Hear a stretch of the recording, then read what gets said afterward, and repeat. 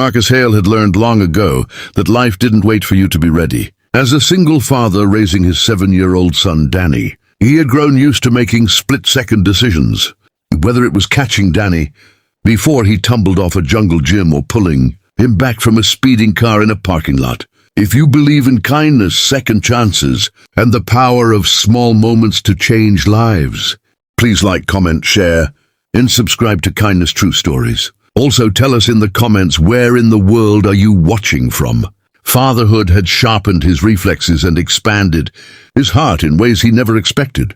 That ordinary Tuesday afternoon at Riverside Mall was supposed to be nothing more than a quick trip for sneakers and maybe an ice cream cone. Marcus held Danny's hand as they walked through the crowded atrium, the noise of shoppers and music filling the warm air around them. Then everything changed in an instant. A commotion broke out near the fountain, shouting, then the sharp, unmistakable crack of a gunshot. People screamed and scattered in every direction, a wave of panic rippling through the mall like a stone thrown into still water. Marcus pulled Danny close and looked around, his heart hammering.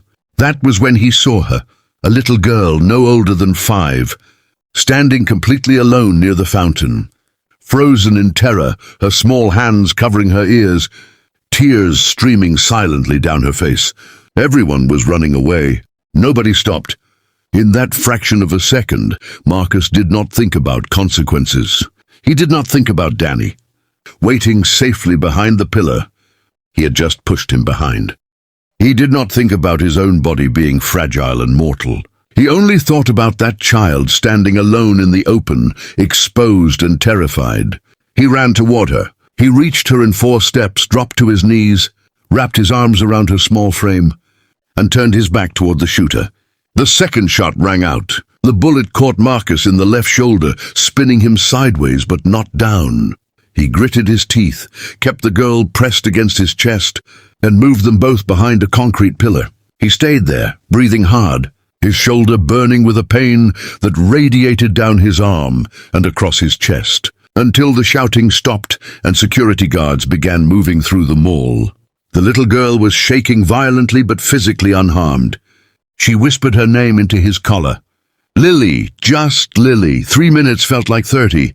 When the black SUVs screeched to a stop outside the mall entrance, and a woman in a sharp, grey blazer pushed through the glass doors.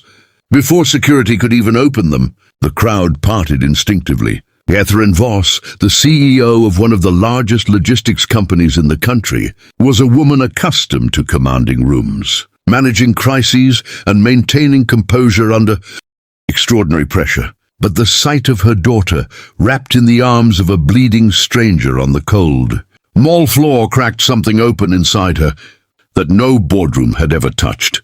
She crossed the distance in seconds.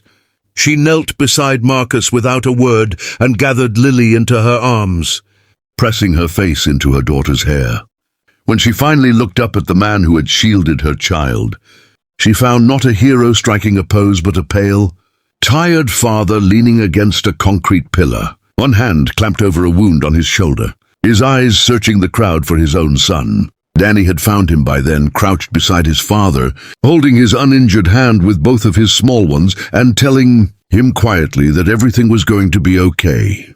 Catherine watched this for a long moment. Then she spoke. She asked Marcus his name. She asked if he was going to be all right. She asked why he had done it, why he had run toward a child. He did not know while everyone else ran away. Marcus looked at her with tired, honest eyes and said the simplest thing in the world. He said he was a father. He said that was enough of a reason. Paramedics arrived. Marcus was treated and stabilized. The shoulder wound, while serious, was not life-threatening. In the weeks that followed, Catherine did not send flowers or write a check and call it gratitude. She showed up. She visited Marcus during his recovery. She brought Lily, who had drawn him a picture of a man with a bandage and a cape. The two families shared a meal, then another. What Marcus had given Catherine was not just her daughter's life. It was the reminder that true protection does not come from power or wealth or carefully hired security details. It comes from ordinary people who decide, in the space of a heartbeat, that another child's life matters as much as their own.